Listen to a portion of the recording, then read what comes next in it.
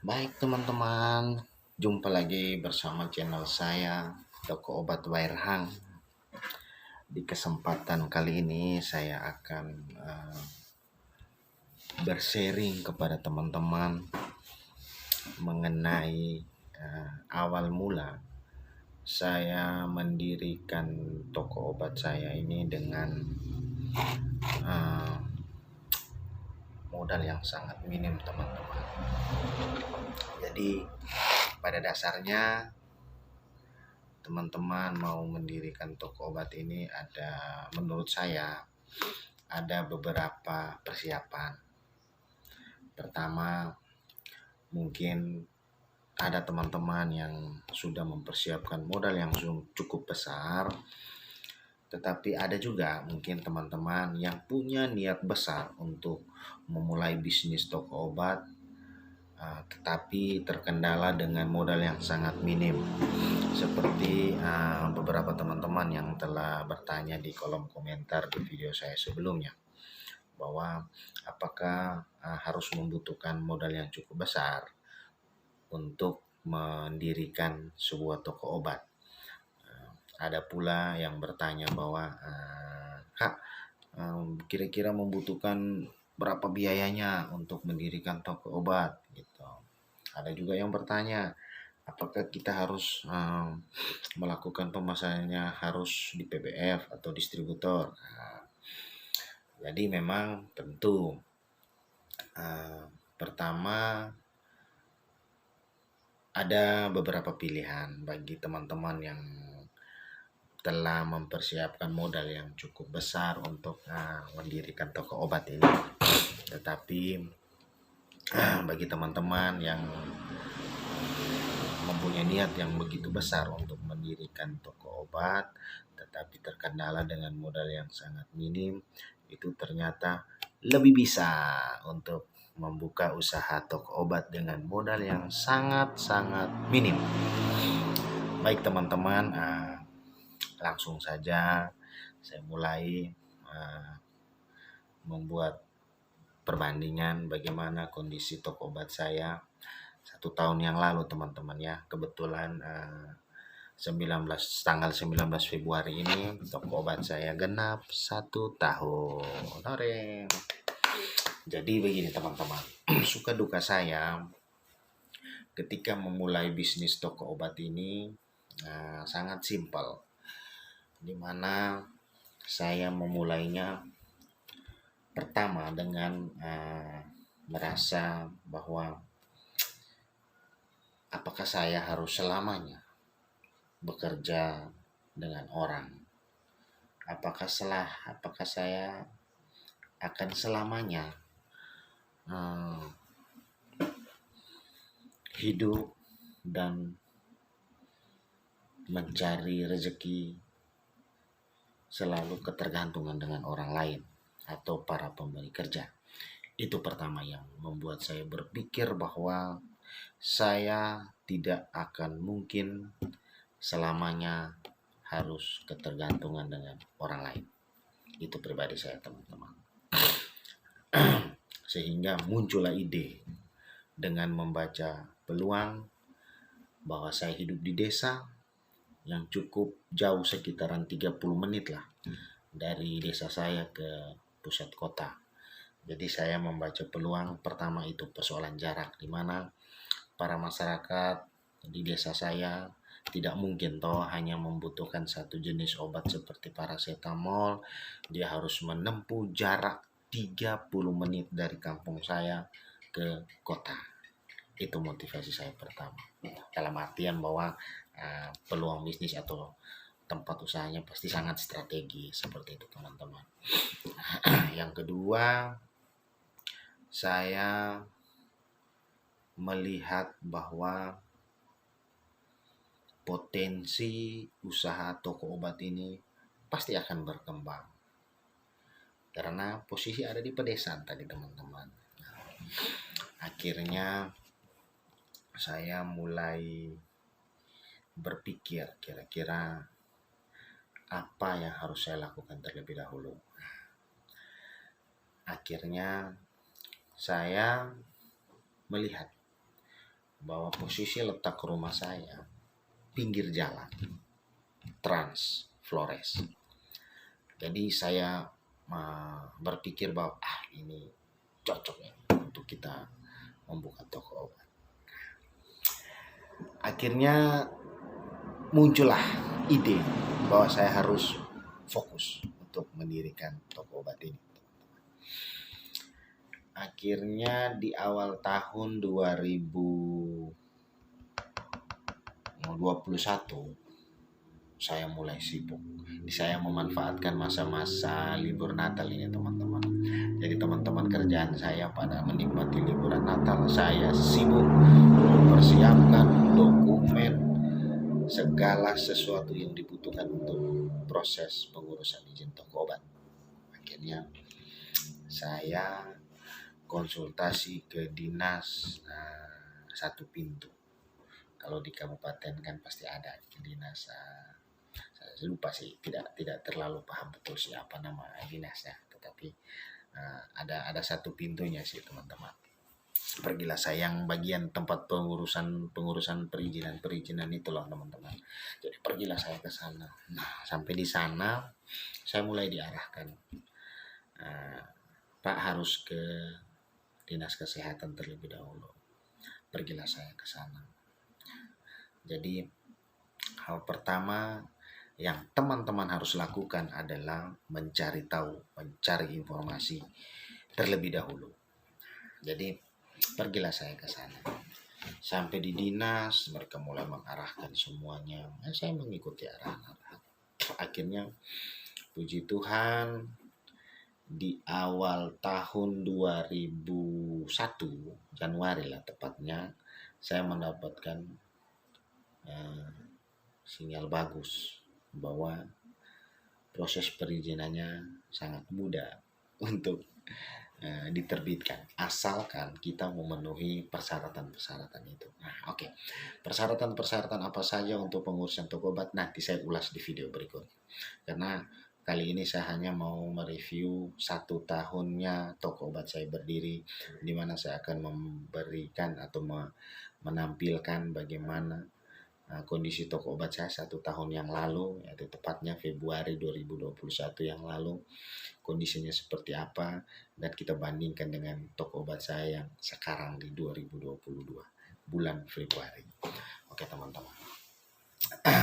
Pertama harus saya sampaikan bahwa teman-teman wajib mempunyai pikiran bahwa saya tidak akan selamanya bekerja dengan orang. Tanamkan dulu prinsip itu, teman-teman. Kalaupun tidak, ya paling tidak teman-teman kan berpikir, sampai kapan saya akan bekerja dengan orang? Sampai kapan saya akan digaji? Terus begitu. Artinya bukan saya memprovokasi teman-teman, tidak. Tetapi hanya membagi pengalaman. Dengan pola pikir saya seperti itu, makanya terciptalah niat untuk melakukan usaha atau mendirikan suatu usaha. Walaupun itu masih dalam skala kecil dengan modal yang sangat minim, teman-teman. Terus terang, waktu itu saya memulai dengan modal yang bisa dikatakan 7 jutaan karena belanja etalase obat pertama itu saya belanja, kebetulan saya beli bekasan, teman-teman. Tidak usah malu, mau melakukan segala sesuatu itu tidak perlu harus serba baru ya, teman-teman ya. Pastikan etalase cukup yang murahan, yang bisa dikatakan di kampung kan ada usaha-usaha kios yang sudah bangkrut, sudah tutup. Nah, kita tawar, kita beli etalasenya, teman-teman. Dan ini saya, jadi etalase tunggal saya itu saya beli dengan harga 2 juta saja, teman-teman. Tapi ya sudahlah. Jadi dengan total pembelanjaan obat saya itu sekitaran 5 juta. Jadi saya hitung bersih total pembelanjaan obatnya 5 juta aja ya, teman-teman ya. Nanti saya kasih foto-foto bagaimana 1 tahun yang lalu kondisi toko obat saya.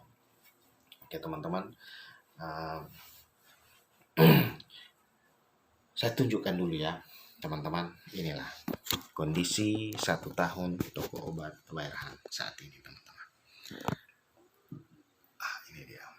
Inilah kerak paling sandar, paling tengah, rak tengah, sandar dindingnya, sandar temboknya. Oke, teman-teman, inilah dia obat-obatan. Turun ke bawah, ada vitamin, ada BHP-nya teman-temannya di bawah ya, bisa dilihat kan. Oke, ini lagi teman-teman,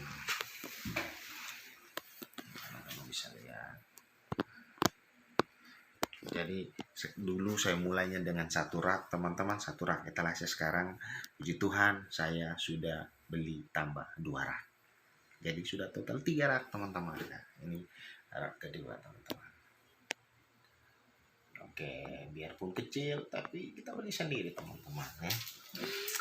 Inilah rak legend teman-teman, rak pertama yang menemani saya awal mula berdirinya toko obat teman-teman.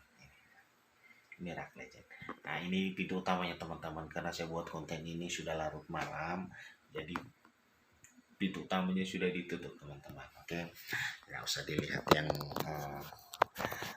malam atau tidaknya teman-teman. Paling tidak konten ini bisa memberi motivasi bagi teman-teman pemula-pemuda yang ingin berusaha toko obat. Oke, kita lanjut teman-teman. Jadi dengan modal 5 juta itu, awal tahun lalu saya membawa dokumen resmi saya ke PBF, ke distributor, saya menunjukkan dan dilayani dengan modal 5 juta. Nah, momen-momen awal inilah membuat saya berputar otak. Bagaimana dengan uang 5 juta ini saya harus membeli obat paling tidak banyak lah. Caranya bagaimana teman-teman? Oke, saya mulai melakukan pemetaan. Setiap obat saya mulai pemetaan. Kira-kira yang paling laris apa terlebih dahulu. Paling banyak yang saya ambil obat-obat bebas yang paling laris adalah jumlahnya 6 botol, teman-teman. 6 botol. Untuk obat-obat yang golongan kedua, dalam artian bahwa tidak terlalu laris, itu cukup 3 atau cukup 2. Paling tidak uang yang 5 juta tadi itu bisa mencakupi semua obat. Ya, lumayan biar kelihatan banyak lah obatnya, teman-teman. Oke. Akhirnya mulai berjalan, teman-teman. Di awal bulan pertama dan kedua, saya karena setiap bulan saya melakukan pembelanjaan 1 kali. Bulan kedua, ketiga, akhirnya mulai dipercayakan oleh distributor untuk mengambil barang agak banyak, tapi bonnya jangan terlalu banyak. Nah, bagaimana caranya? Obatnya kita ambil banyak, tapi jumlah bonnya jangan terlalu banyak. Nah, disinilah senihnya teman-teman. Saya mulai menghitung-hitung kira-kira obat-obat apa saja yang harus saya prioritaskan, obat-obat mana saja yang harus saya tempatkan dia sebagai penjaga stok, dalam artian bahwa cukup 3 dengan maksud supaya pasiennya datang tidak kecewa ketika kita memberi jawaban obatnya kosong bu, obat. Jadi caranya adalah cukup sediakan 2 atau 3. Nah, untuk obat-obat yang laris ambillah cukup 6. Jangan terlalu banyak-banyak teman-teman ya. Oke. Akhirnya masuk bulan keempat, dipercayakan lagi, dikasih pon. Tapi puji Tuhan, apa yang dipercayakan ke kita itu kita balas dengan setoran tiap bulan juga lancar. Akhirnya dipercaya. Sehingga kondisi toko obat saya ini mulai sedikit demi sedikit mulai menunjukkan ke arah berkembang, teman-teman. Oke. Selanjutnya apa lagi ya? Nah, untuk pertanyaan dari teman-teman di video saya sebelumnya, apakah harus berpendidikan farmasi terlebih dahulu baru bisa mendirikan toko obat? Tidak selamanya, teman-teman. Jadi bagi teman-teman yang tidak berpendidikan atau berlatar belakang pendidikan farmasi, teman-teman bisa merekrut saudara, sahabat, atau teman lama pun yang saudara-saudara kenal, kebetulan berpendidikan sebagai seorang farmasi, bisa kita rekrut, kita ajak untuk bergabung dalam usaha kita nantinya. Jadi saudara-saudara sebagai pemilik modal dan ide untuk mendirikan toko obat ini, saudara akan diposisikan sebagai pemilik sarana atau PS. Kalau teman-teman mau mendirikan apotik, berarti teman-teman masuk dalam kategori pemilik sarana apotik. Tapi kalau teman-teman mau mendirikan toko obat, berarti teman-teman masuk dalam kategori pemilik sarana toko obat. Nanti penanggung jawab toko obatnya adalah sahabat, saudara, adik, kakak, saudari, teman-teman yang berlatar pendidikan seorang farmasi. Itu jawabannya. Jadi, saudara dari pendidikan manapun, saudara dari pengalaman apapun, mau jadi tukang ojek pun, saudara sebagai siapapun itu. Tapi ketika memiliki modal, carilah peluang. Banyak mencari tahu bagaimana cara mendirikan toko obat. Ada sahabat-sahabat saya yang berlatar belakang keperawatan, berlatar belakang kebidanan, tapi mereka berhasil mendirikan toko obat dengan cara merekrut seperti yang saya jelaskan tadi.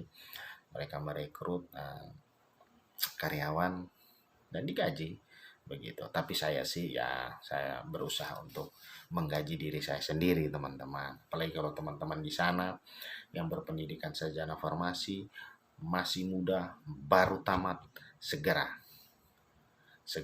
dirikan toko obat, usaha sendiri. Dengan ilmu kita usahakan, kembangkan usaha kita majukan usaha kita gaji diri kita sendiri, dan stop berketergantungan dengan para pemberi kerja. Jadilah wira swasta, jadilah para usaha muda yang sedikit demi sedikit dia akan naik. Seperti itu, teman-teman.